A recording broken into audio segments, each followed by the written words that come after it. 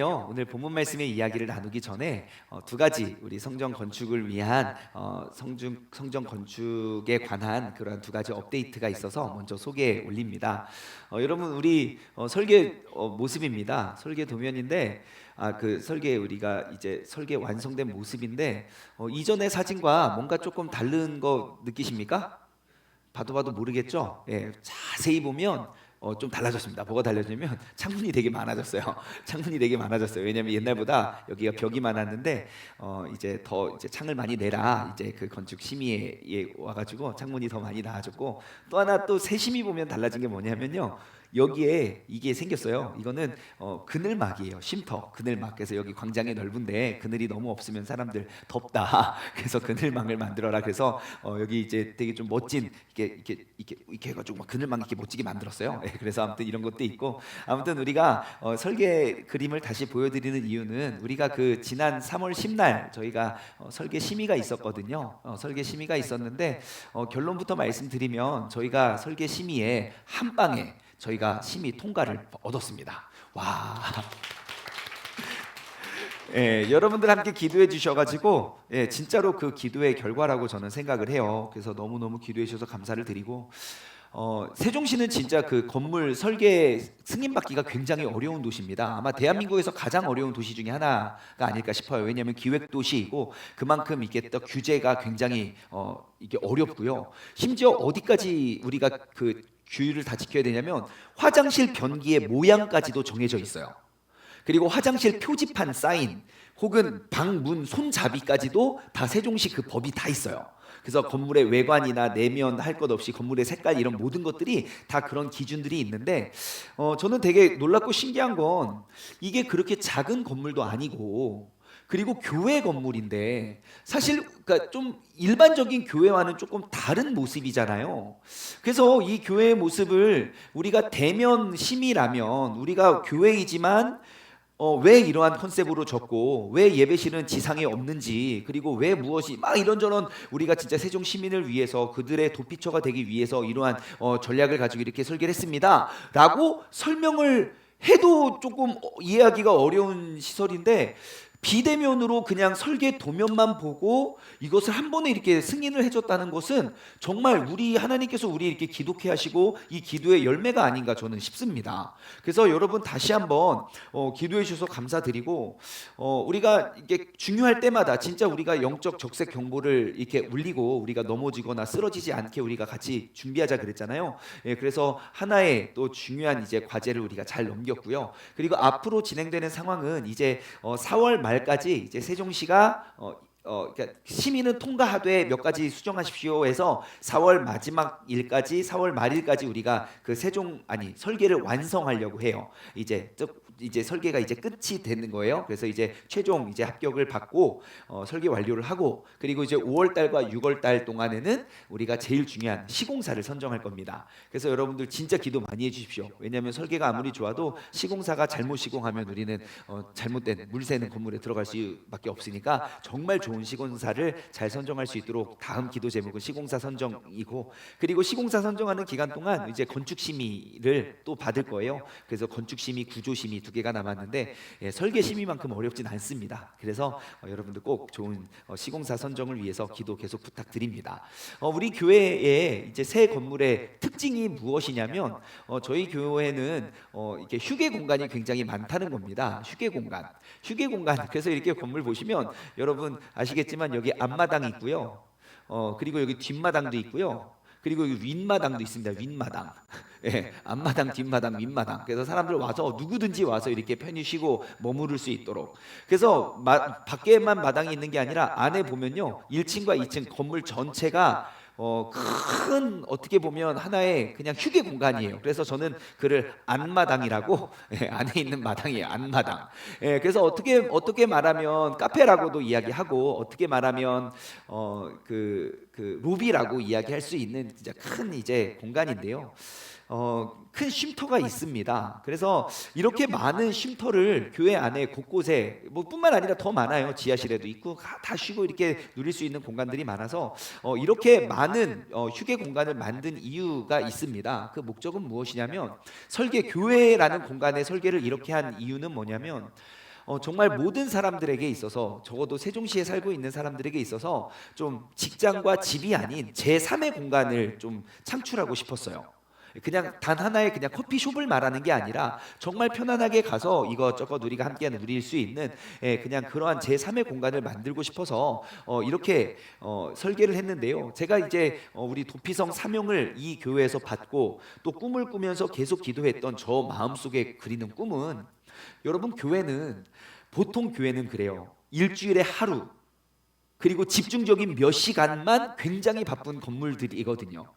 근데 저의 마음속의 꿈은요, 교회는 일주일에 하루 집중적으로 바쁜 건물이 되는 게 아니라 매일매일 사람들로 인산인해를 누리는 바쁜 그러한 교회를 저희는 꿈을 꿉니다. 또한 교회는요, 오직 신자들만을 위한 공간이 아니라, 그것도 신자 중에서도 특정한 교회를 다니는 그 특정한 등록 교인들만을 위한 공간이 되는 것이 아니라, 정말 그리스도인들, 그리고 교회에 반감을 가진 사람들, 교회에 대한 상처를 가지고 교회를 떠난 사람들, 그러한 모든 사람들, 그러니까 내 믿지 않는 내 남편과 자녀들까지도 편안히 드나들 수 있는 그러한 공간을 만드는 게 꿈이었습니다. 그래서 이곳이 이러한 휴게 공간이 많은 이유도, 어떻게든 사람들을 많이 와서 편안하게 좀 쉬고 그냥 머물다가 갈 수 있는 공간을 어떻게 만들 수 있을까를 계속 고민을 하게 된 거예요. 그래서 이것은 작게는 우리 성도님들의 도피처가 될 것이고, 조금 넓게는 우리 세종 시민들을 위한 도피처가 될 것이고, 좀 더 넓게는 대한민국, 나아가 우리 교회가 영향력을 미칠 수 있는 전 세계 사람들에게 좀 도피처가 될 수 있는 그러한 교회를 늘 꿈꿉니다.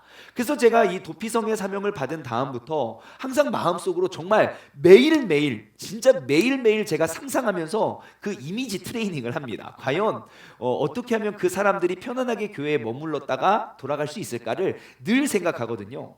여러분, 이렇게 멋진 건물 하나 지어 놓으면 사람들이 막 몰려들죠? 예? 절대 그렇지 않습니다. 우리가 이러한 취지를 가지고 이러한 건물을 지으면 절에 다니는 사람들이 오늘은 교회 가서 좀 커피 한잔 할까 하고 들어오죠? 절대 그러지 않습니다. 우리가 아무리 이렇게 건물을 짓는다고 해도 이것은 그냥 진짜 덩그러니 썰렁한 그런 하나의 큰 건물이 될 수도 있습니다. 왜냐? 한번 입장을 반대로 한번 생각해 보죠. 예를 들어 불교를 예를 들면, 세종시에 엄청나게 크고 멋진 세종 시민을 위한 절을 하나 졌다고 생각해 봅시다. 산책로도 있고 막 쉼터도 있고 마음에 명상하는 곳도 있고 막 좋은 카페도 있어요. 세종시 모두를 위한, 특히 그리스도인들 여러분들을 위한 공간입니다. 그러면 가서 커피 맛이 좋죠? 예, 자주 가지고 나 희한하게 거기만 가면 마음이 편해. 그렇게 되지 않을 거예요. 아마 반대 입장에서 우리의 취지야 많은 분들 많이 오셔서 편하게 머물다 가십시오 할 수 있지만, 정말 당사자인들 이렇게 해라도 정말 썰렁한 나날들을 보내게 될 수도 있을 수 있다는 것입니다. 그래서 제가 이러한 그 교회의 컨셉과 이러한 모습을 그냥 그때 가서 우리가 겪지 말고, 조금 이곳에서부터 우리가 조금 사전에 우리가 좀 준비를 해보자 라는 취지로, 우리가 코로나 이후로 사용을 하지 못했던 2층 식당의 공간을 그냥 방을 빼는 게 아니라 식당의 공간을 오히려 더 역투자를 해서 우리가 예쁜 카페 공간으로 만들었습니다. 그래서 여러분 아직 안 가보신 분 계실 것 같아가지고 제가 보여드리는 거예요. 굉장히 예쁘죠? 우리가 또 집사님들 직접 이렇게, 우리 학생들과 집사님들 직접 모이셔가지고 같이 이렇게 공사하고, 아무튼 지금 2층의 모습이 이렇게 생겼어요. 근데 여러분, 여기가 우리가 없도한 카페 공간이 생김으로써 많은 분들의 또 관심과 또 의견들이 계속 모여지고 있는데, 제가 오늘 이 시간에 이것을 나누는 이유는 이 공간의 목적에 대한, 그 방향성에 대한 설명을 좀 나누어야 될 것 같아서 그래요. 여러분, 이 공간은 그냥 하나의 카페가 아닙니다. 그냥 하나의 멋진 카페가 되어야 돼가 아니라 정말 그냥 카페의 이미지가 아니라 우리가 그냥 집과 직장이 아닌 제3의 공간, 그냥 누구라도 그냥 편하게 언제든지 편하게 가서 앉아 있다가 쉬어갈 수 있는 그러한 공간이었으면 좋겠어요. 그것이 우리가 이 2층의 공간을 우리가 준비한 목적입니다. 그래서 어떻게 운영하고 어떻게 관리할지 뭐 그런 것들은 이제 앞으로 구체적으로 우리가 좀 의논을 해보고 우리가 선정을 해야겠지만, 아무튼 이 공간에 대한 방향성, 그 목적은 우리가 바뀌지 않았으면 좋겠어요. 그래서 정말 일단 우리의 가장 편한 쉼터가 되고, 여러분 언제든지 교회 일찍 오면 앉아 있다가 교회 또 끝나면 또 가서 앉아 있다가 주중에도 왔다가 이렇게 모임도 했다가 셀 모임도 했다가 뭐 이렇게 했다가 그럴 수 있는 그러한 이 공간의 활용성이 앞으로 우리가 지어지게 될 그 교회에 좀 뭔가 예행 연습이 되지 않을까 저는 기대합니다. 왜냐하면 나중에도 마찬가지예요. 우리가 이 공간에 와서 정말 뭐 물론 여기에 우리가 판매하는 물품에 대한 그런 룰과 기준을 우리가 정해서 뭐 그런 거는 판매는 하겠지만, 정말 여기서 여기서 이러시면 안 됩니다. 여기 외부 음식 반입 안 됩니다. 이런 거 안 알고 싶어서요.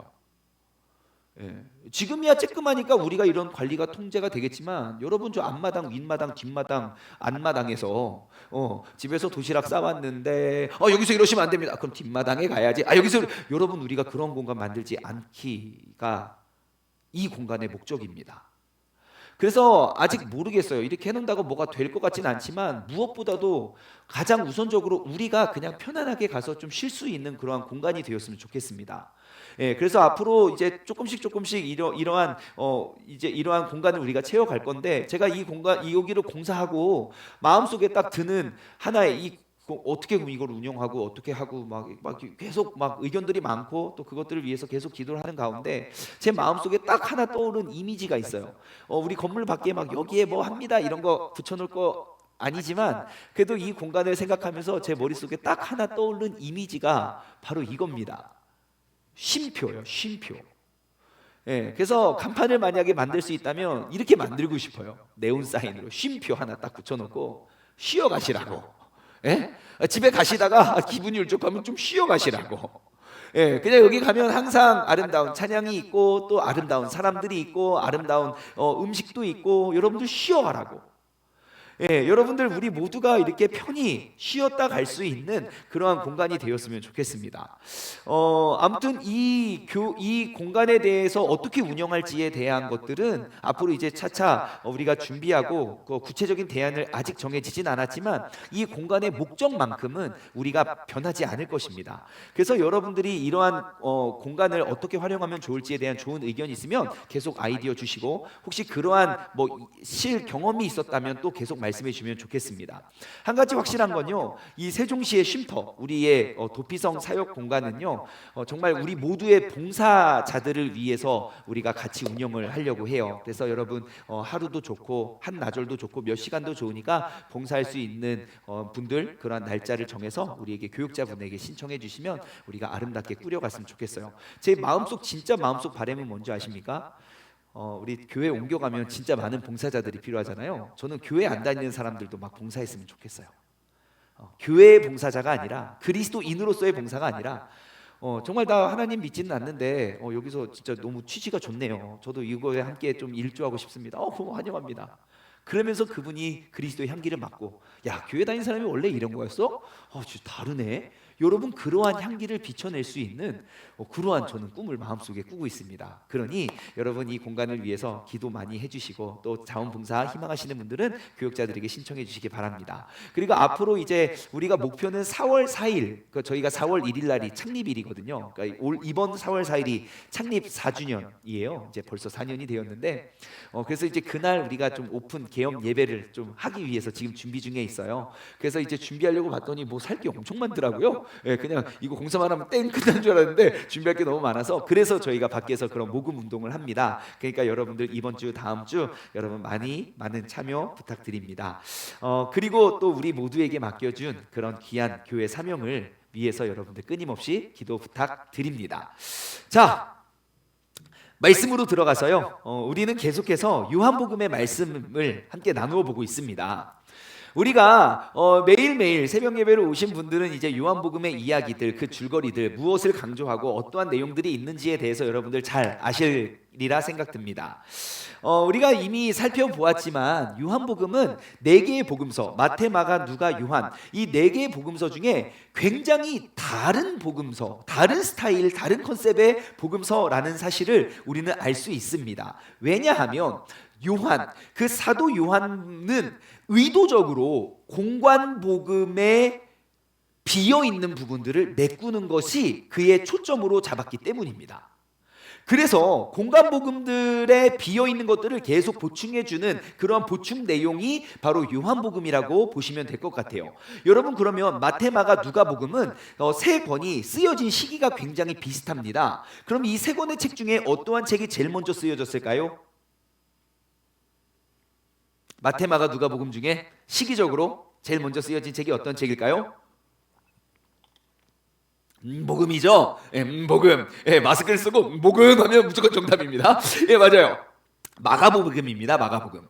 마가복음이 제일 먼저 쓰여졌고요. 그 마가복음에 그것을 참조해서 마태복음과 누가복음이 기록되었어요. 그리고 이 세 권의 기록 연대는 거의 비슷해요. 마가복음이 좀 앞섰고 그래서 줄거리가 굉장히 비슷하고, 근데 마태의 관점에서 또 누가의 관점에서 이러한 스타일이 조금씩 다르다는 걸 발견할 수 있어요. 그래서 그 복음서에 기록되어 있는 그 공관복음, 마태, 마가, 누가복음에 기록되어 있는 사건들은 굉장히 비슷합니다. 그래서 그 세 권 안에 기록되어 있는 예수님의 은사, 예수님의 기적이 총 29개의 기적이 기록되어 있거든요, 공관복음에. 근데 요한복음에는 기적이 몇 개 기록되어 있죠? 7개.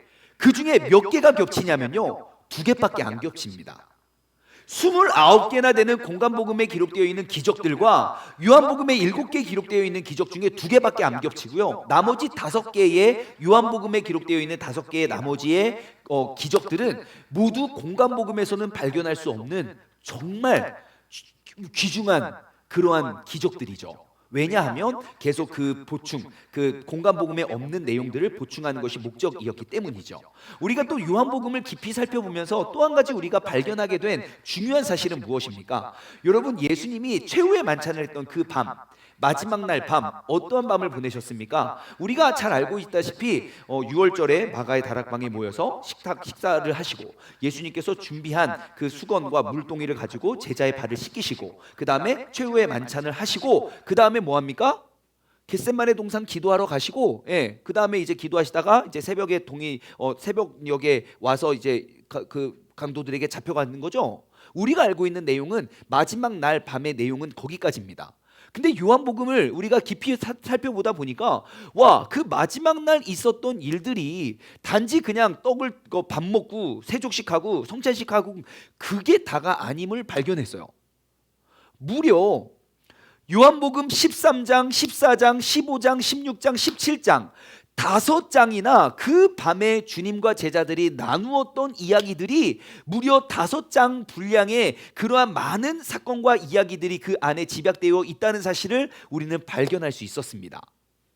그래서 지금 오늘 본문 말씀인 이제 포도나무 비유이잖아요. 하나님은 농부고 나는 포도나무, 너희가 가지다. 그리고 너희는 내 안에, 내가 너희 안에 거하면 풍성한 열매를 많이 맺을 것이 하면서 이러한 귀한 주옥 같은 가르침들이, 그리고 내가 너희에게 새 계명을 주노니 너희는 서로 사랑해라, 그러면서 이 계명을 막 지켜라 계속 강조하고, 이러한 너무너무 중요한 이야기들이 어디 다른 때에 있었던 것이 아니라 그 밤에 예수님께서 죽음을 앞두고 내일 이 시간이면 나는 이 땅 지금 이 모습으로 있지 않을 거야, 나는 죽음을 미리 아시고 그 밤을 새워가며 제자들과 함께 이야기 나눴던 모습이 바로 요한복음에는 13장부터 17장까지 기록되어 있다는 사실을 우리는 발견할 수 있었습니다. 오늘 본문 말씀은 15장 1절입니다. 근데 제가 오늘 15장 1절을 들어가기에 앞서 먼저 좀 짚고 갔으면 하는 한 가지 또 이제 성경적인 지식이 있는데, 뭐냐면 바로 14장 31절입니다. 15장과 연결짓는 이 다리가 이런 말씀이 있어요. 오직 내가 아버지를 사랑하는 것과 아버지께서 명하신 대로 행하는 것을 세상이 알게 함이로다. 일어나라, 여기를 떠나자 하시더라. 자, 쭉 말씀하시고 일어나자, 이제 여기를 떠나자 하셨어요. 그리고 15장, 16장, 17장이 기록되고요.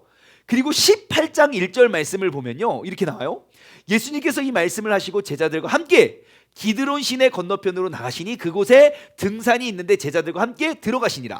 지금 예수님이 한 공간에서 일어나 함께 가자라고 이야기하고, 또 15, 16, 17장 지나고 18장에 또다시 야 이제 일어나서 우리가 시내 건너편 그 동산, 여기가 어딥니까? 예수님께서 기도하시다가 또 가룟 유다와 그 무리를 만난 겟세마네 동산이에요. 예, 그곳으로 가는 이동 경로예요.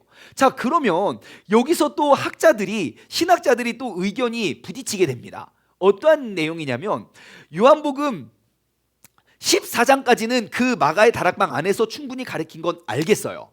그럼 과연 15장, 16장, 17장은 어디에서 예수님이 가르치셨을까? 한번 생각해 보십시오. 여러분은 어디 쪽인지 한번 생각해 보십시오. 한쪽 학자는 진짜 예수님이 일어나서 걸어가면서 이야기를 나눴다. 그냥 그 밤에 그 캄캄한 밤에 둘러다니면서 그러면서 이야기를 나눴다. 예, 그래서 여기에 문자 그대로 그들이 14장까지 그 안에 마가의 다락방에 있다가 15장은 이제 걸어가면서 이야기를 나눴다. 한쪽 부리고, 또 다른 한쪽은 아니 그냥 그 밤에 나가서 그냥 거닐면서 이야기를 나누기에는 15, 16장의 내용이 너무 구체적이고 디테일하고 세부적이에요. 돌아다니면서 이렇게 이야기를 그냥 하는 그 정도의 내용이 아니거든요. 그래서 한켠에서는 일어나 함께 가자, 그것은 실제 육체적인 게 아니라 우리의 영적 상태를 말하고, 그리고 15, 16, 17장까지, 17장은 예수님이 기도하시는 그 기도문이 기록되어 있거든요. 그러니까 예수님이 15, 16, 17장의 가르침을 마가의 다락방 안에서 그것을 다 마치고, 그리고 28장 1절에 일어나서 그곳에 들어갔다 라고 주장을 하고 있습니다. 여러분은 무엇이 더 맞는 것 같나요? 어디 쪽입니까? 모르죠. 예, 몰라요. 이래서 교단이 나눠지는 거예요. 이래서 교단이 같은 내용이지만 이래서 이제 갈라지게 되는데, 여러분 정답은 모릅니다. 왜냐하면 성경이 기록되어 있지 않기 때문에 정답은 우리가 알 수 없어요. 하지만 우리가 뭐 예수님 믿고 구원받는 거랑 그렇게 큰 적이 아니잖아요. 그걸 마가의 다락방 안에서 가르쳤든지 길거리에 가르쳤든지 큰 이슈는 아니잖아요. 그래서 우리가 그 정답은 알 수는 없지만 여러분 꼭 궁금하시거든요. 나중에 천국에 가셔서 주님께 꼭 물어보시기 바랍니다. 주님, 요한복음 15장, 16장, 17장의 말씀은 마가의 다락방 안에서 있었던 일입니까? 길거리를 걸으면서 있었던 일입니까? 꼭 물어보시기 위해서 천국에 꼭 가셔야겠죠. 아멘. 만약에 누군가가 저에게 그러면 목사님은 어떻게 생각하십니까? 라고 물어본다면 저는 그냥 말씀에 있는 그대로를 저는 더 믿겠어요. 왜냐하면 여러분, 예수님의 가르침의 기술 중에 하나는 뭐냐면 문제와 갈등 있는 사람들과 함께 거리를 거닐면서 가르치신 게 되게 많습니다. 우리의 교육의 상식은 항상 건물 안에 갇히잖아요. 교회에 와서 혹은 어디를 가서 그곳에 가르치지만 예수님의 가르침의 스타일을 보십시오. 바다에 모여라. 그리고 뭐 길거리를 가시면서 병 고치고 예수님은 계속 움직이시면서 가르치세요. 여러분 그거 아십니까? 내가 무엇인가 교육을 받을 때, 어떠한 심각한 대화를 할 때 한 공간에 앉아서 이야기해 이렇게 하는 것보다요, 같이 그냥 똑같은 감정이지만 같이 한 곳을 바라보면서 걸어가면서 이야기를 나누면 훨씬 부드러워집니다. 똑같은 사람과 똑같은 주제로 이야기를 나눌 때에도 훨씬 부드러워져요. 예수님은 이런 걸 너무너무 잘 하셨어요. 얘들아 건너편으로 가자. 얘들아 다시 돌아가자. 아니 예수님 우리 온 지 얼마 안 됐는데 그래도 가자. 계속 돌아다니시잖아요. 그래서 아마 이 밤에도 제자들과 그 발을 씻기시고 성찬식을 떼시고 그 가르침을 주신 다음에 새 계명을 너에게 주노니 서로 사랑해라. 그 14장까지 말씀해 주시고 일어나 이제 걷자 얘들아. 그럼 제자들도 이 시간에요? 그러지 않았을 것 같아요. 이제 또 예수님 가시는구나. 그러면서 함께 거닐면서 지금 이 귀한 그 포도나무 비유를 이렇게 이야기하고 있지 않을까 싶어요. 그래서 이러한 주장을 믿는 사람들은 요한복음 15장과 16장을 노상담화라고 합니다. 그냥 노상에서 나누는 대화. 여러분 오늘 본문 말씀은 포도나무 비유입니다. 여러분 우리에게 되게 친숙한 비유죠. 하나님은 누구시죠? 농부. 예수님은 포도나무, 그리고 우리는 가지. 요한복음에는 예수님께서 친히 나는 누구다라고 나를 이렇게 설명하고 묘사하는, 나를 소개하는 그 이름이 몇 가지가 있다고 했습니까? 7가지가 있다고 했어요. 나는 누구다, 나는 뭐다. 그 중에 마지막 7번째 가르침이 나는 포도나무다. 예수님은 포도나무이고 우리는 가지입니다.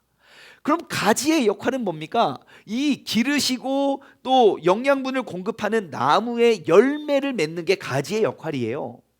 예, 그래서 우리는 예수님 안에 붙어서, 예수님과 우리가 주님 안에, 주님이 우리 안에 있어서 그 주님의 풍성한 열매를 매달을 수 있는 그러한 가지가 우리가 되어야 된다라는 가르침이 오늘 본문의 내용이지요.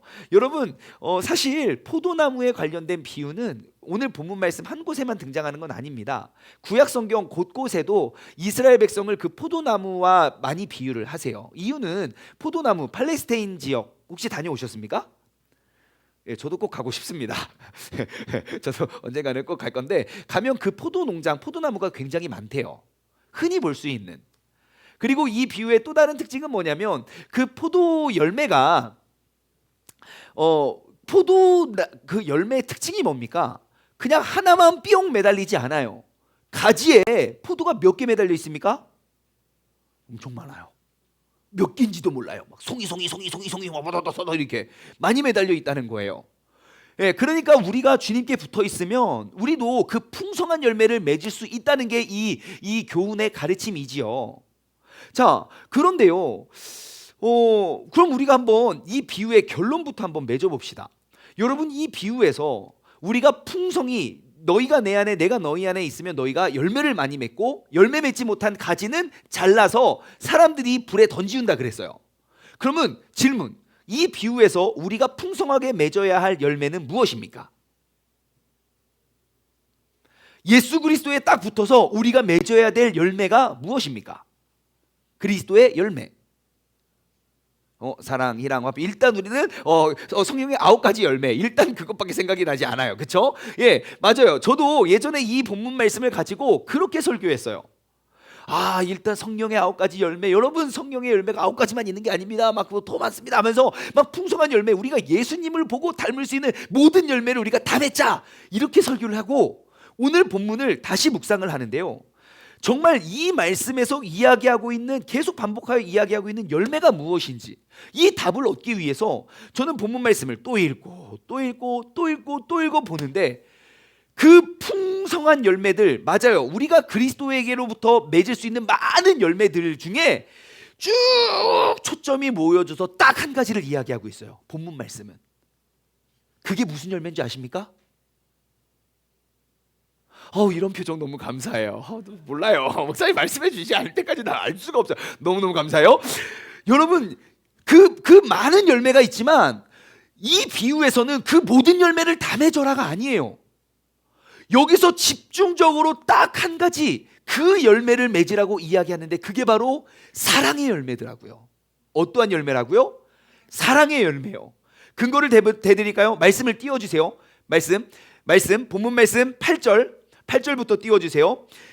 자, 너희가 열매를 많이 맺으면 내 아버지께서 영광을 받으실 것이요 너희는 내 제자가 되리라 그래요. 자, 내가 열매를 맺는데 왜 아버지께 영광이 됩니까? 여러분, 우리가 열매를 맺으면 하나님께 영광이 된대요. 여러분, 우리가 그냥 내가 원하는 것이 아니라 하나님께 영광이 되는 그 열매를 우리가 맺어야 된다는 것이죠. 자, 그 열매가 무엇인지 한번 9절부터 한번 볼게요. 아버지께서 나를 사랑하신 것 같이 나도 너희를 사랑하였으니 나의 사랑 안에 거해라. 계속 사랑 이야기를 해요. 내가 아버지의 계명을 지켜 그의 사랑 안에 거한 것 같이. 여기서 말하는 계명은 어떠한 계명입니까? 우리가 잘 알잖아요. 13장 34절에 내가 새 계명을 너희에게 주노니 너희가 서로 사랑해라. 내가 너희를 사랑한 것 같이 너희가 서로 사랑해라. 지금 그것을 인용하잖아요. 아버지께서 나를 사랑하신 것 같이 나도 너희를 사랑했으니까 너희도 내 사랑 안에, 그 계명 안에 거하라. 지금 계속 사랑 이야기를 해요. 11절 내가 이것을 너희에게 이름은 내 기쁨이 너희 안에 있어 너희의 기쁨을 충만하게 하려 합니다. 그리고 12절, 내 계명은 곧 내가 너희를 사랑한 것 같이 너희도 서로 사랑하라 하는 이것이다. 다시 반복하고 있어요. 계속 사랑 이야기하죠. 16절과 17절, 너희가 나를 택한 것이 아니고 내가 너희를 택하여 세웠나니 이는 너희로 가서 열매를 맺게 하고 또 너희의 열매가 항상 있게 하여 내 이름으로 아버지께 무엇이든지 구하든지 다 받게 하려 합니다. 내가 이것을 너희에게 명함은 너희로 서로 사랑하게 하려 함이니라. 아멘. 지금 요한복음 15장에서 이야기하고 있는 풍성한 열매는, 은혜의 열매는, 맞아요, 예수님으로부터 맺을 수 있는 모든 열매가 맞아요. 하지만 그 많은 것들을 이야기하고 있는 것이 아니라 딱 한 가지 초점이 맞춰져 있다는 것을 우리는 알 수 있습니다. 그것은 바로 사랑의 열매예요.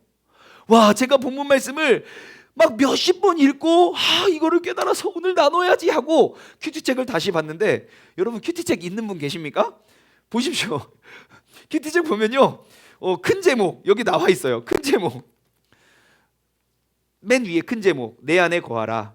두 번째 큰 제목, 나의 사랑 안에 거하라. 세 번째 큰 제목, 너희도 서로 사랑하라. 여기 답이 다 남아 있어요. 이미 나와 있는 거 가지고 이거 보면 될 것을 저는 그거가 뭐지? 이 열매가 뭐지? 막 그러면서 열심히 노력을 했는데 여러분 아무튼 좋습니다. 이거 그냥 이렇게 쭉 읽어보면 우리는 금방 알 수 있어요. 자, 아무튼 예수님께서 우리에게 말씀하시는 건 뭡니까? 예, 그 사랑의 열매를 꼭 맺으라는 겁니다. 우리가 그리스도인이라면 무엇보다도 그 사랑의 열매를 맺으라.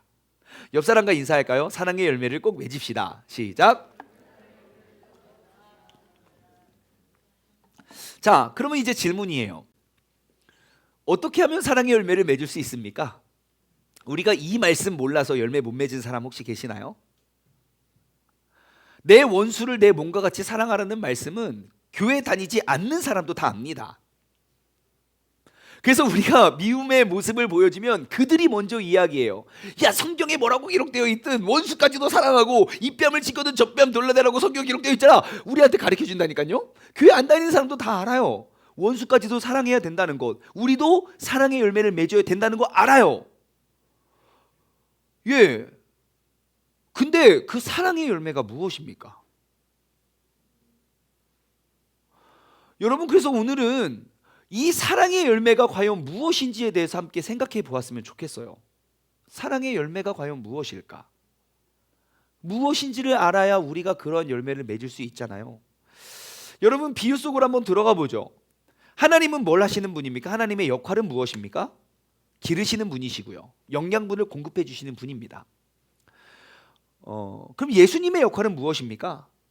그 좋은 영양분을 받아서 그 영양분을 열매를 맺을 수 있도록 가지에게 모든 생명의 영양분을 공급해 주는 분이 예수님입니다. 그럼 우리 역할은 무엇입니까? 그냥 붙어서 그 영양분을 받아서 열매만 맺으면 됩니다. 그리고 풍성한 열매를 맺어야 됩니다. 열매 맺지 못하는 가지는 잘려서 불에 던지게 될 것이기 때문이죠. 근데 저는 이 비유가 조금 이상하더라고요. 왜냐? 생각해보면 여러분들한테 나의 열매를 맡기겠습니까? 내가 예수님이에요. 그리고 우리 아버지께서 농사를 열심히 졌어요. 그래서 이거에 이제 생산품을 만들어내야 되는데 이 나무의 가치는 뭐에 달려 있습니까? 열매에 달려 있어요. 그 과실. 그 과실만 딱 보면 이 나무가 어떠한 나무고 어떠한 밭인지 금방 알 수 있어요. 근데 그 열매를 누구한테 맡겼다고요? 나한테요. 여러분들 이게 아멘 되십니까? 이 거룩한 열매가 나한테 달려있다고요. 예수님께서 거룩의 모습으로 우리를 길려서 공급해 주시면 우리가 그 거룩의 열매를 맺어야 되는데 그렇지 않잖아요. 여러분, 이렇게 한번 생각해 보죠. 제가 볶음밥 하나 만들어 왔어요. 물론 제가 만든 건 아닙니다. 리조또예요. 예. 예쁜 밥을 준비했어요. 그죠?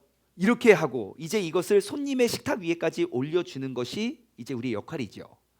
이렇게 멋있고 맛있게 이제 밥을 딱 만든 다음에 이것을 이제 갓 5살이 된 제 딸에게, 미나야 이거 식탁에 갖다 놔라.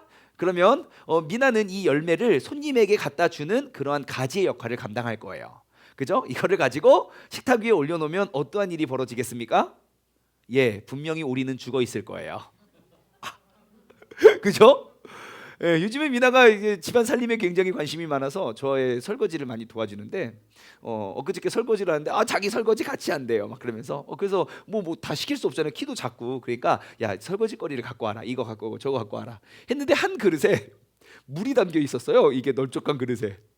야, 미나야 저거 야야야야야야 설거지를 도와주는 게 아니라 나 더 큰 일을 벌이고 있는 것이죠. 여러분, 내가 이렇게 맛있는 음식을 만들었을 때 그 아이에게 이 열매를 맡길 수 있겠습니까? 여러분이라면 맡기시겠습니까? 야, 내가 이렇게 잘 길렸으니까 이거를 손님한테 갖다 줘. 그럼 아마 목이 댕그랑 댕그랑 댕그랑 댕그랑 있지 않겠습니까? 여러분, 오늘 본문 말씀이 전 딱 이러한 생각이 들더라고요. 하나님은 거룩하세요. 예수님은 완벽하세요. 그러면 그분의 열매를 그분이 맺으셔야지.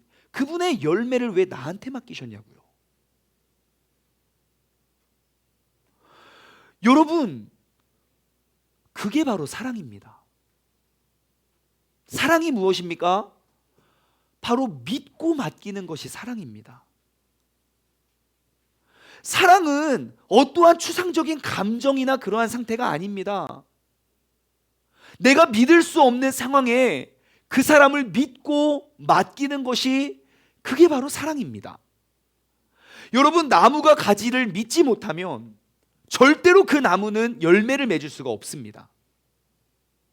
나는 나무인데 영양분이 많은데 이 열매를 맺어야 되는데 그 열매를 맺기 위해선 반드시 그 가지를 믿고 우리는 그 열매를 맡겨야 된다는 거예요. 그래서 주님께서는 나를 믿고 이 땅 가운데 잊혀져 가고 알지 못하는 그 참 사랑을, 그 사랑의 열매를 우리에게 맡겨주신 것입니다. 그래서 그리스도인들은 거룩해야 되는 겁니다. 주님의 사랑을 감당하고 있기 때문에. 그래서 그리스도인들은 늘 깨어 있어야 됩니다. 왜냐하면 그 열매가 언제 맺혀질지 모르기 때문에요. 여러분, 성경은요, 예수님께서 이 땅에 다시 오실 그 날에 대해서 뭐라고 기록하고 있습니까? 언제 마지막 때가 임한대요?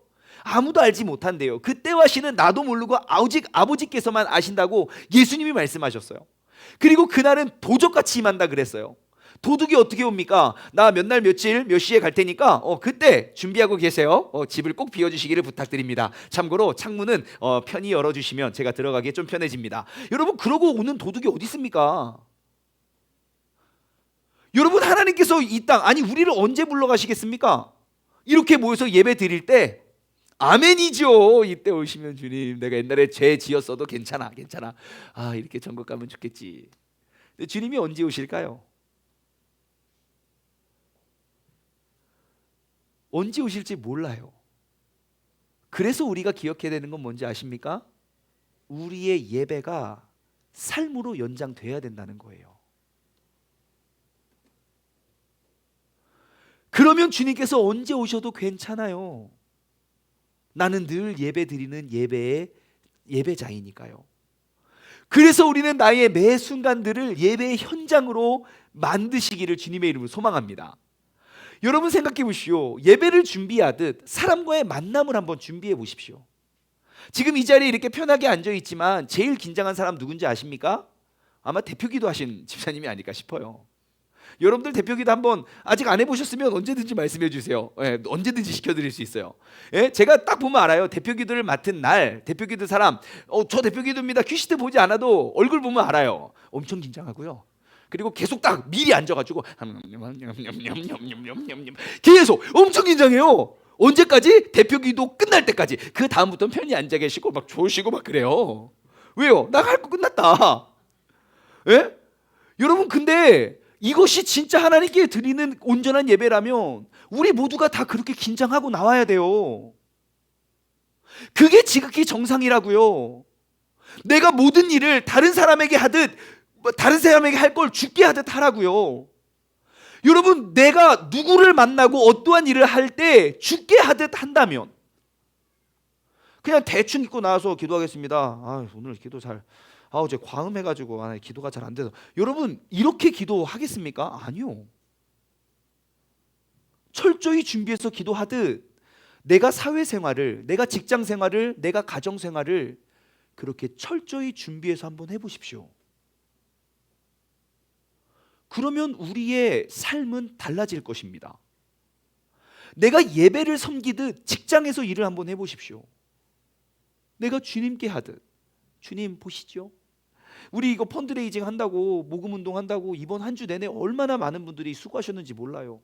수요일, 목요일, 금요일 밤 11시 반까지 막 포장하시고, 그리고 또 오늘도 새벽부터 나와서 막 돈가스 막 후드려 패시고 막 바르시고 묻히시고 막 싱싱하게 해야 된다고 그래가지고 어제 또 그 시장 봐가지고 얼마나 맛있는지 몰라요. 여러분, 그렇게 준비하는 거예요. 나의 삶을 그냥 잠깐만이 아니라 이 예배의 연장선상에서 내가 예배를 준비하는 모습이 곧 나의 삶의 모습이기 때문에 내가 예배 준비하는 나의 예배가 실패하면 우리는 세상 속에서 그리스도의 사랑, 그리스도의 열매를 맺을 수가 없는 것입니다. 그래서 내가 온전히 예배를 회복하는 게 그래서 중요한 겁니다. 왜냐? 내 삶은 예배의 연장선상이기 때문이죠. 여러분, 주보에 보시면 우리의 섬김팀이 있습니다. 여러분, 기록되어 있는 섬김팀에 꼭 들어가십시오. 그냥 아무런 준비함 없이, 아무런 기대함 없이 그냥 왔다가 거저 있다가 돌아가는 사람이 되는 것이 아니라 정말 내가 이 예배에 한번 최선을 다해서 하나님과의 교제를 한번 투자해 보십시오. 그러면 내가 이 준비됨의 모습이 나의 삶의 영역으로 확장되어져 갈 때 우리는 어떠한 일이든 믿고 맡길 수 있는 사랑의 대상이 되는 줄 믿습니다. 오늘 이 시간을 통해서 회복될 우리의 삶의 모습을 기대하고 하나님은 우리를 이 자리에 부르신 줄 믿습니다. 이제 우리가 나아갑시다. 두 번째, 사랑은요, 사랑은 무엇이냐? 주님께 집중하는 것입니다. 뭐라고요? 주님께 집중하는 것. 5절 말씀을 보겠습니다. 5절. 나는 포도나무요 너희는 가지라. 그가 내 안에 내가 그 안에 거하면 사람이 열매를 많이 맺나니 나를 떠나서는 너희가 아무것도 맺을 수 없느니라. 그래요. 여러분, 열매는 가지 어느 부분에 열매가 맺혀집니까? 가지의 맨 끝부분, 맨 끄트머리에 열매가 뿅 맺힙니다. 그렇죠? 그런데요, 그 가지가 이 열매가 맺히는 그 열매에 집중하면 그 열매는 점점점 작아질 거예요. 참 신기합니다.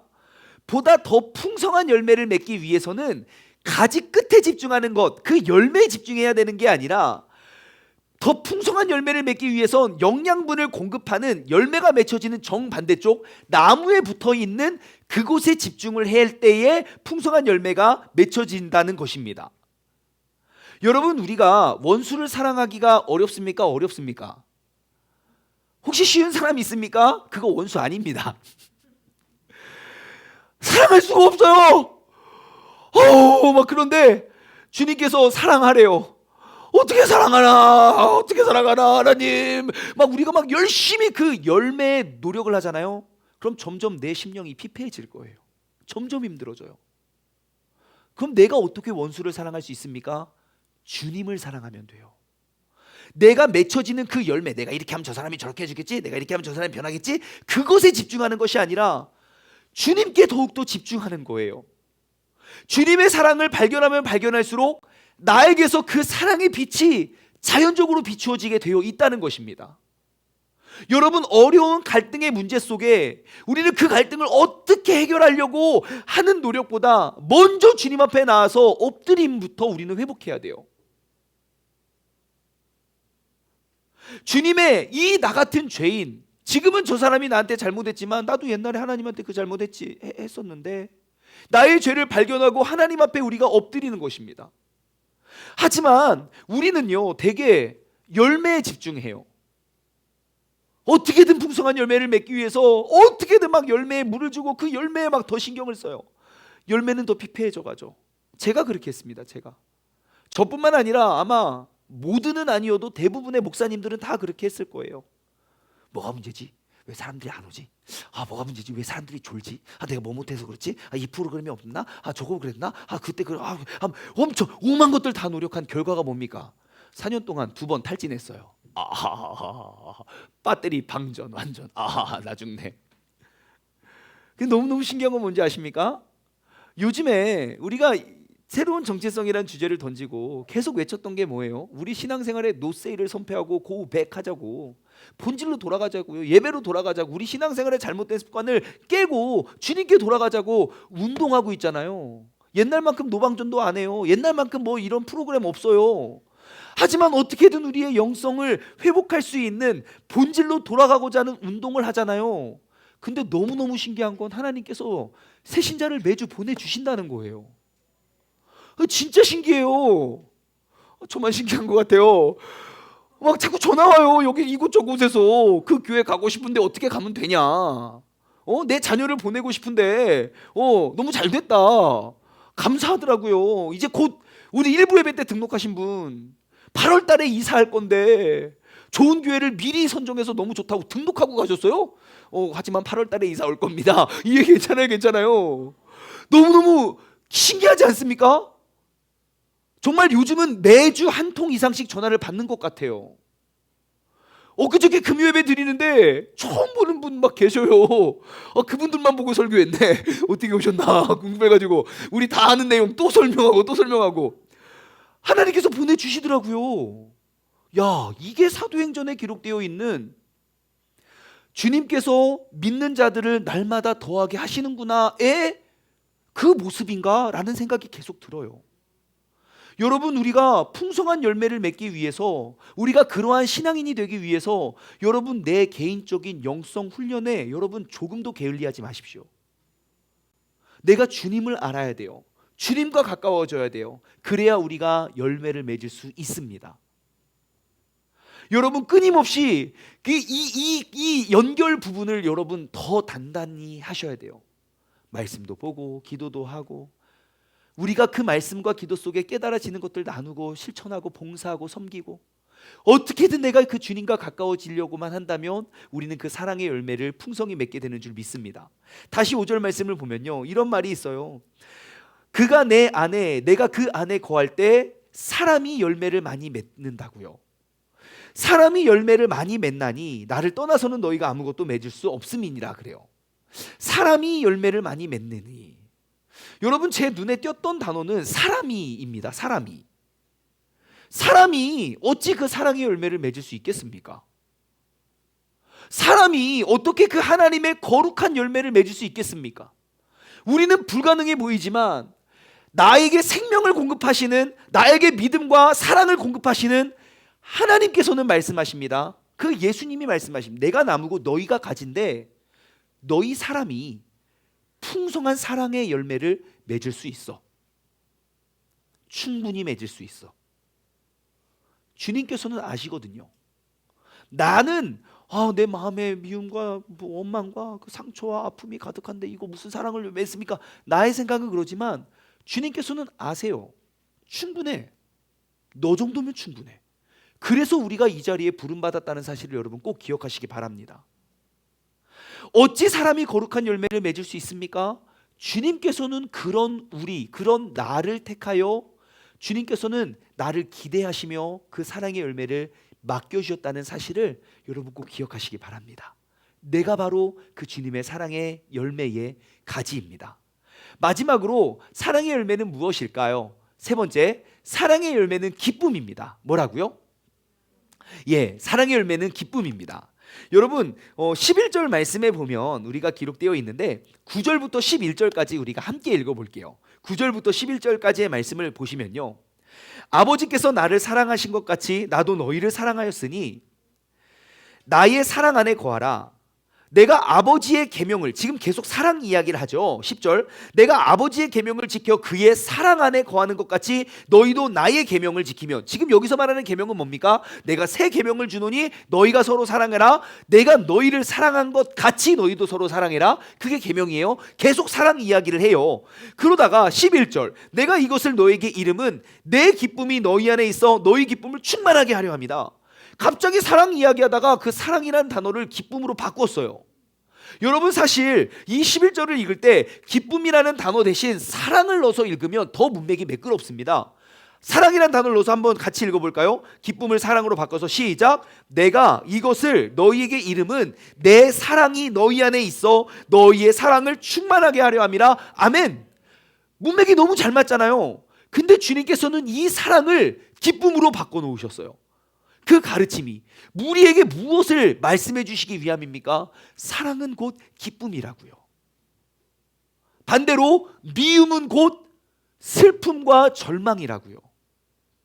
정말 그렇습니다. 여러분, 내가 왜 누군가를 미워하면 안 되는지 아십니까? 그 사람 때문이 아니라 나 때문이에요. 내 안에 기쁨이 사라지거든요.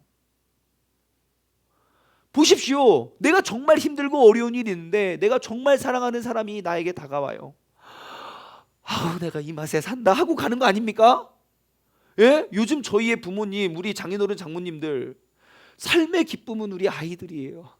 아버지! 끝이에요. 끝이에요. 아무리 스트레스 받고 뭐해도 맨날 와요. 맨날 보고 싶어요.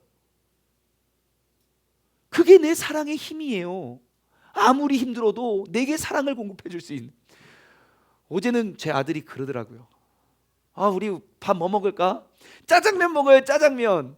그래서 짜장면 먹고 싶대요. 짜장면? 야, 그럴까? 짜장면 먹을까? 그러니까 갑자기 그럼 할아버지 뭐 하시지? 할아버지한테 한번 전화해봐요. 그래서 왜? 아, 짜장면은 할아버지랑 먹어야 제맛이죠. 짜장면은 할아버지랑 먹어야 제맛이죠. 여러분, 이 한마디에 하루 종일 쌓였던 스트레스가 완전 녹아내리지 않겠습니까? 그게 사랑의 힘입니다. 내가 누군가를 사랑했을 때 내 안에 그러한 기쁨이 차올라와요. 반대로 생각해 볼까요? 내가 미워하는 왼수가 있습니다. 원수 아니고 왼수예요. 너무너무 좋고 기쁜 일들이 가득하지만 그 왼수가 눈앞에 딱 나타나는 순간 첫 번째 뭐가 사라집니까? 내 얼굴에 기쁨이 사라지고 내 마음에 우울함이 찾아와요. 분노와 화와. 여러분, 사랑의 열매는 무엇입니까? 기쁨입니다. 주님께서는 우리가 항상 기뻐하기 위해서 주님께서는 우리에게 그 사랑의 열매를 감당시키신 줄 여러분 꼭 기억하시기 바랍니다. 여러분, 우리는 이 기쁨을 풍성히 누리며 나아가기 위해 주님께서 우리를 이 자리에 세우셨다는 사실을 꼭 기억하시고 우리가 이제 그 풍성한 기쁨의 열매를 우리가 맺어갈 수 있는 우리 모두가 되었으면 좋겠습니다. 적용 질문을 드립니다. 첫 번째, 내가 맺은 예수님의 열매는 무엇이 있습니까? 여러분, 우리는 그리스도의 열매를 맺는 사람들이에요. 한번 돌아보십시오. 나의 힘과 능력이 아닌 그 주님께서 내게 공급해 주시는 그 힘으로 내가 맺었던 열매는 과연 무엇인지. 그냥 내가 맨날 내가 얻고 싶고 사람들이 다 말하는 복이라 말하는 그것 말하는 거 말고요. 정말 주님께서 원하시는 그 주님의 가지가 되어서 맺었던 열매들은 무엇이 있었습니까? 한번 돌아봤으면 좋겠어요. 두 번째 질문입니다. 여러분, 혹시 환난 속에서 열매를 맺기 위해서 그 주님의 열매를 맺기 위해서 여러분 어떠한 방법으로 예수님께 더 집중하시겠습니까? 여러분, 그 방법을 알아야 우리가 준비하죠. 그 방법을 알아야 우리가 대책을 세우죠. 여러분, 그 수많은 방법을 우리가 알아가고 발견해 갔으면 좋겠어요. 내가 예수님께 더욱더 집중하기 위해서 내가 이걸 하겠습니다. 내가 예수님께 집중하기 위해서 이번 주 새벽 예배를 결단하겠습니다. 내가 예수님께 더 매달리기 위해서 그 사랑의 열매를 맺기 위해서 내가 성경을 읽겠습니다. 큐티를 나누겠습니다. 묵상하겠습니다. 여러분, 더욱더 집중할 수 있는 방법들을 찾아가시기 바랍니다. 마지막으로 세 번째, 여러분 매일 기쁨의 제목 5가지씩 한번 기록해 보십시오. 이거는 질문이 아니라 권면입니다. 여러분 한번 해보십시오. 매일 기쁨, 그 감사의 제목 5가지씩 한번 기록해 보세요. 요즘에 진짜 힘든 일 많죠. 얼마나 힘든 일이 많습니까? 일도 다 잘 안 되고 경제도 어렵고 뭣도 힘들고 다 힘들어요. 그런데 이렇게 힘들 때 우리가 정말 감사하기 어렵거든요. 근데요, 감사를 고백하면 그 감사가 또 감사를 낳습니다. 제 가까운 한 명 지인이 있는데요, 그분은 정말 지옥과 같았던 때를 보냈던 적이 있어요. 정말 눈을 떠서부터 눈을 감을 때까지 꿈속에서도 그 지옥과 같은 상황을 벗어날 힘과 능력이 없는 거예요. 너무너무 괴로운 거예요. 그 사람이 뭘 하기 시작했냐면 감사의 제목을 쓰기 시작했어요.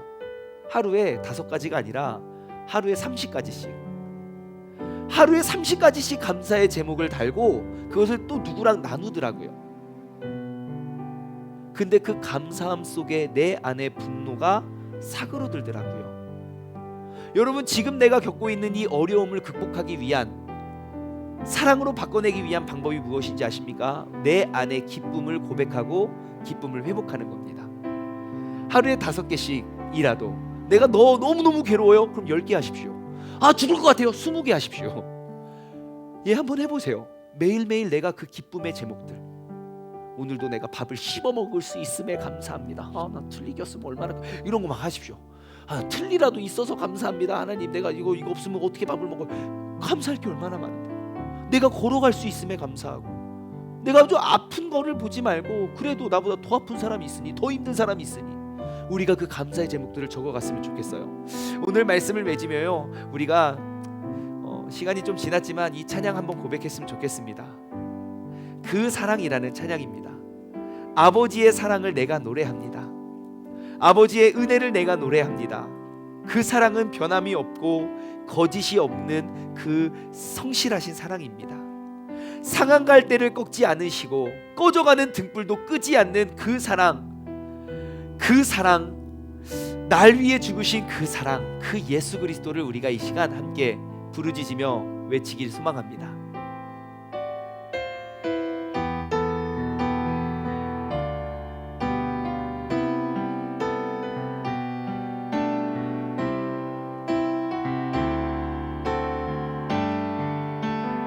아버지 사랑, 아버지 사랑 내가 노래해.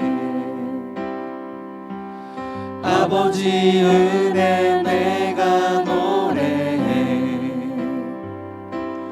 그 사랑 변함없으신, 거짓 없으신, 성실하신 그 사랑, 상한 갈대 꺾지 않으시는, 꺼져가는 등불 끄지 않는 그 사랑, 변함없으신, 거짓 없으신, 성실하신 그 사랑,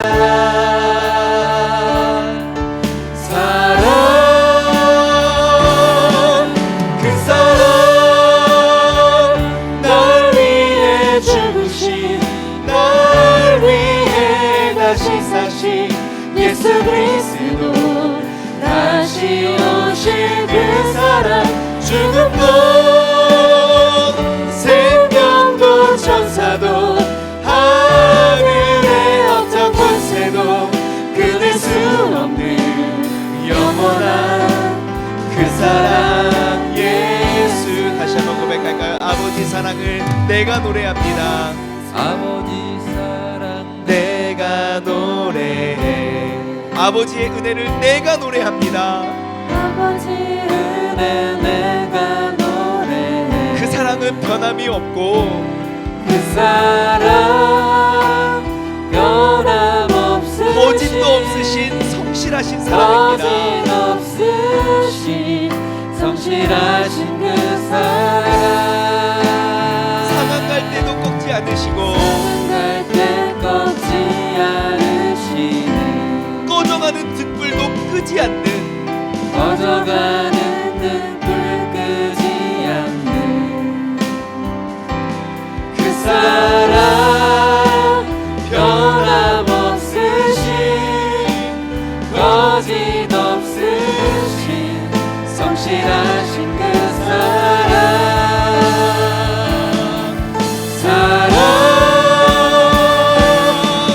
그 사랑, 날 위해 죽으신, 날 위해 다시 사신 예수 그리스도, 다시 오실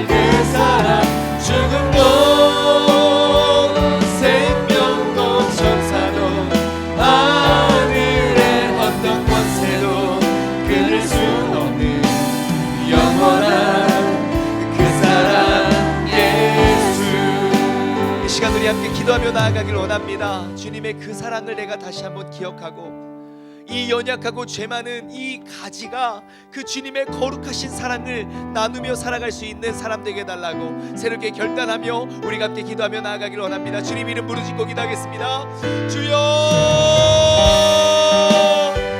하나님 아버지 감사합니다. 주님께서 아버지 이 시간 우리에게 그 사랑을 베풀어 주심에 감사드립니다.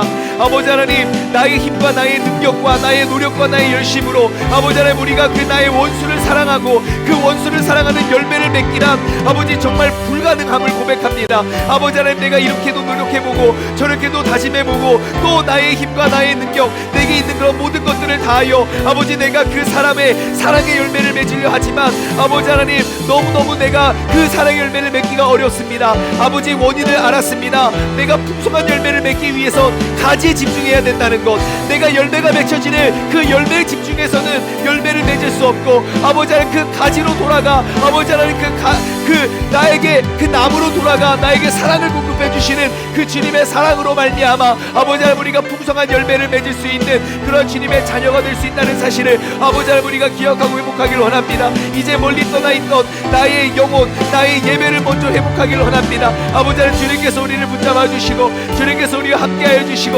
아버지 하나님 그 주님의 품 안에 아버지 주님의 사랑의 열매 그 결실을 아버지 우리가 기쁨으로 맺을 수 있는 믿음의 사람 될 수 있도록 주님께서 함께하시고 인도하여 주시옵소서.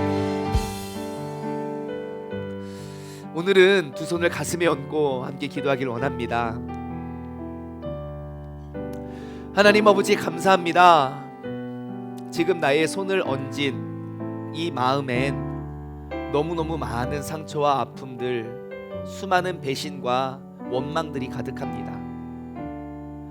이렇게 상한 가지를 꺾지 아니하시고 이러한 상한 가지에게 그 예수 그리스도의 거룩한 열매를 맡겨주신 그 주님의 사랑이 이 시간 내 마음 가운데 임하길 소망합니다. 어떻게 내가 원수를 사랑할 수 있겠으며 어떻게 내가 나에게 그렇게 해를 끼친 사람을 내가 축복할 수 있겠는가? 믿음이 있는 사람이라면 어떻게든 그 사람을 사랑하려고 노력하고 어떻게든 열심히 우리가 다가가려고 그 풍성한 열매를 맺기 위해 노력을 하고 도전을 하지만 결국 나의 모든 도전들은 실패로 돌아감을 봅니다. 왜냐? 우리가 열매에 집중했기 때문입니다. 이제는 그 나무에 집중하며 주님과 나와의 관계를 회복하길 소망합니다. 내가 그 주님에게 딱 붙어서 끊어지지 않고 누구도 끊을 수 없는 그 사랑의 끈을 우리가 맺고 더욱더 견고하게 만들어 아버지 그 주님의 사랑의 결실이 더욱더 풍성하게 맺혀질 수 있는 우리 모두가 되게 하여 주시옵소서. 이제는 우리 주 예수 그리스도의 은혜와 아버지 하나님의 무한하신 사랑하심과 성령님의 교통하심이 주님께서 내게 베푸신 그 사랑을 내가 알고 그 사랑의 풍성한 열매를 맺길 소망하는 사랑하는 우리 세종 중문 가족들 머리 위에, 그리고 이 시간 함께 예배드리는 모든 사람들 머리 위에 이제로부터 영원토록 함께 하시길 간절히 축원하옵나이다. 아멘.